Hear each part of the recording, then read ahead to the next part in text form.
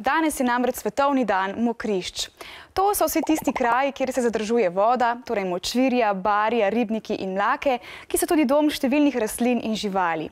Da ljudje tam ne bi gradili hiš, da tja ne bi vtekala gnojila in odplake, ter da v mokrišča ne bi naseljevali živali in rastlin, ki tja ne spadajo, jih je veliko tudi zaščitenih. Ker če zbolijo mokrišča, zbolimo tudi ljudje.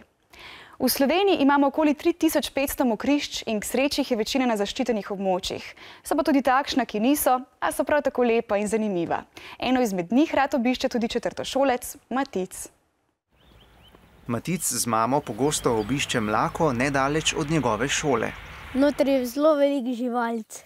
Zdaj spijo naprimer kače, ko so tudi kače tle, naprimer belouška, pa žabe, pupki spijo.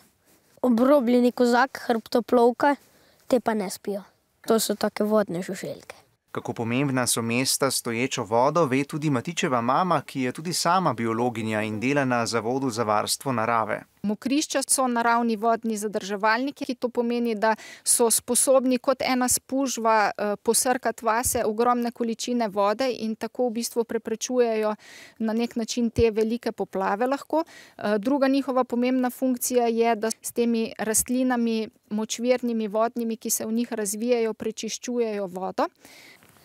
To je rogos, zdaj ta je že odcvetel, pa zdaj ga bo veter raznesel. Pomagajo tudi blažiti te velike podnebne hitre spremembe. Mokrišča se skrivajo v bližini vsakega naselja in so seveda dober namig za družinski izlet. Če je izlet zanimiv, tudi premočene trenirke in blatni škornji niso problem.